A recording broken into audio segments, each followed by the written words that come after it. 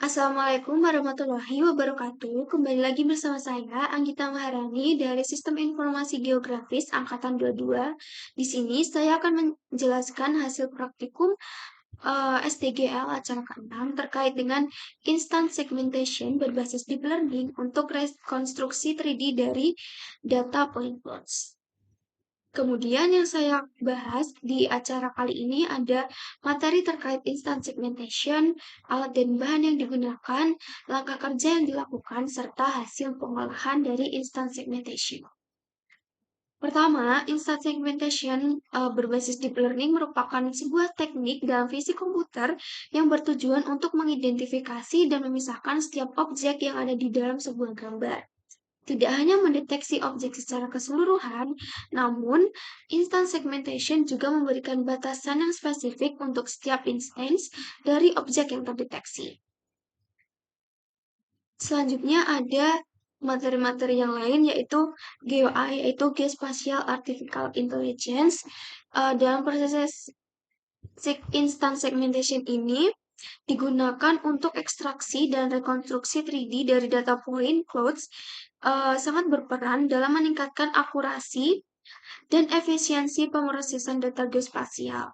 GeoEye bekerja secara otomatis mendeteksi, memisahkan, dan mengidentifikasi objek, individu seperti bangunan, pohon, dan infrastruktur lain dalam point clouds dengan memanfaatkan informasi spasial seperti DSM, DTM, dan NDSM.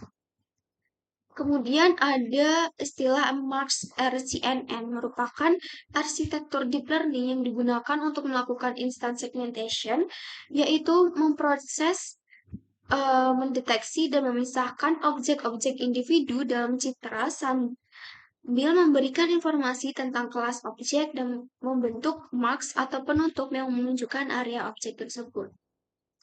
Kemudian ada proses 3D reconstruction di mana proses ini tuh digunakan untuk membangun model 3D dari objek yang terdeteksi dalam citra. Tujuan dari adanya 3D construction ini tuh untuk mengolah data detect objection untuk menjadi sebuah bangunan yang 3D. Kemudian, alat dan bahan yang digunakan selama praktikum kali ini ada ArcGIS Pro dan juga Library Deep Learning. ArcGIS Pro tentunya digunakan untuk mengolah seluruh data yang digunakan selama praktikum kali ini, yaitu melakukan export training data, kemudian training deep learning, terus object detection, dan juga 3D reconstruction. Terus ada library deep learning. Nah, library ini tuh digunakan untuk mengolah datanya, yaitu mengolah prosesnya itu yang telah saya sebutkan tadi seperti detect objection, training, dan juga 3D reconstruction. Kemudian ada bahan yaitu data DSM, data DTM, data relatif normalized digital surface model, terus 3D reconstruction. Data-data ini tuh digunakan sebagai informasi ketinggian dari masing-masing objek dan juga untuk membuat datanya itu tuh nanti terlihat 3D gitu. Kemudian ada langkah kerja. Untuk langkah kerjanya saya akan melakukannya langsung di dalam ArcGIS Pro. Pertama itu kita melakukan export training data. Export training data ini digunakan untuk membuat sampel buat point clouds. Untuk melakukan proses selanjutnya, di sini kita memasukkan input raster yaitu R7, yaitu ini tadi data relatif normalized digital surface model. Kemudian outputnya kita atur. Nah, ini tuh melakukan konfigurasi ekspornya ini tuh default sesuai dengan datanya. Nah, kemudian kita mau mengubah metadata formatnya menggunakan RCNN Max. Kemudian di bagian environment ini kita atur sesuai dengan wilayah yang kita buka menggunakan as specified below. Kemudian celsiusnya 0,2, kemudian kita klik run. Kemudian hasil dari ekspor training data ini adalah ini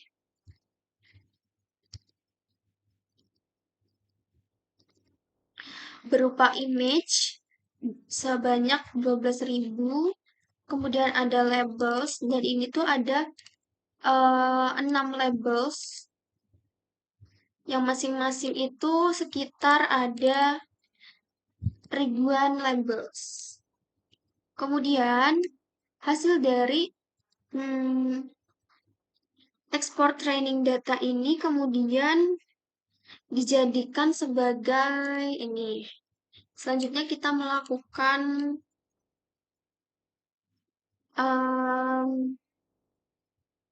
train deep learning.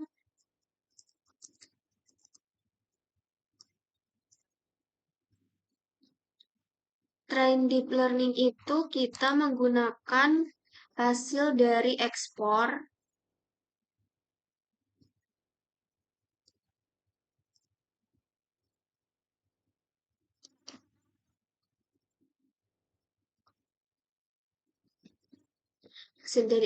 ini, kemudian outputnya kita beri nama model.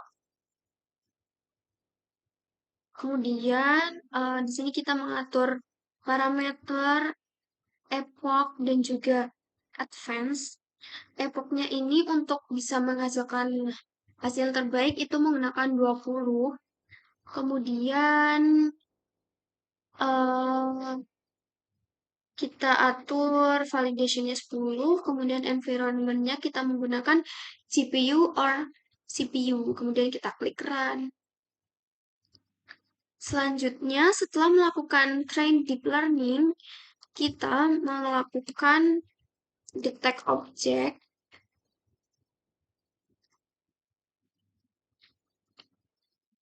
Detect object ini digunakan sebagai deteksi objek hasil train deep learning, dimana kita dengan acuan data DSM begitu untuk memberikan informasi ketinggian masing-masing bangunan. DSM, AOI, terus ini detect object, terus modelnya itu kita menggunakan ini model yang kita buat tadi. Kemudian kita centang. Nah, untuk menghasilkan deteksi objek bangunan yang banyak itu kita ubah thresholdnya menjadi 0,4. Kemudian environment-nya kita menggunakan CPU or GPU. Kemudian kita klik run. Selanjutnya di sini kita melakukan 3D enabling atau 3D reconstruction, dimana kita menambahkan DSM tadi, hasil detect object tadi, kemudian kita menambahkan DTM dan juga DSM serta rule package.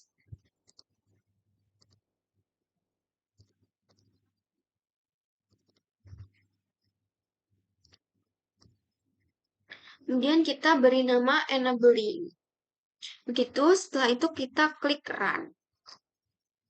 Oh ya, terus hasil dari 3D object ini berupa bangunan-bangunan yang nantinya itu ketika kita klik scene, bangunan-bangunan atap-atap bangunan ini tuh berubah menjadi 3D seperti ini. Seperti ini, jadi bangunan-bangunan yang ada di wilayah kajian AOI itu bisa terbentuk menjadi 3D seperti ini gitu. Ini adalah karena 3D bangunannya itu saya hanya sesuai dengan current display yang saya tampilkan, sehingga ada beberapa bangunan yang tidak terbentuk 3D begitu. Hanya beberapa bangunan saja yang bisa terbentuk 3D. Gitu. Kemudian saya juga akan menjelaskan hasilnya. Hasil dari metrik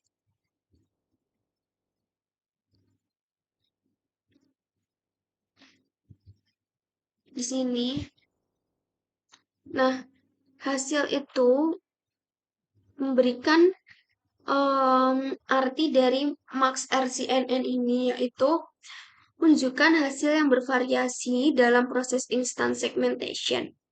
Kemudian ada graphic loss dan juga validation dan juga train.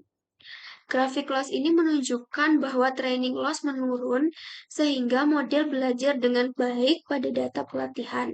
Sementara validation loss mengalami fluktuasi yang dapat mengindikasikan kesulitan dalam generalisasi dan potensi overfitting.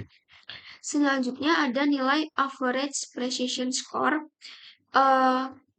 Untuk kelas menunjukkan performa yang baik pada kelas 1 dan kelas 3. Kelas 1 dan juga kelas 3. Sementara untuk kelas 2 dan juga kelas 4 dan juga kelas 6 itu memiliki kelas yang rendah, yaitu dengan nilai 0. Sementara untuk kelas 1 dan kelas 3 itu menghasilkan nilai 0,698 dan juga 0,78. Hasil ini menunjukkan perlunya analisis lebih lanjut terhadap dataset dan mungkin adanya perluasan data atau penyesuaian parameter untuk meningkatkan deteksi pada kelas yang kurang terwakili. Kemudian selesai hasil dan pembahasan dari saya. Apabila ada salahnya, mohon dimaafkan. Wassalamualaikum warahmatullahi wabarakatuh.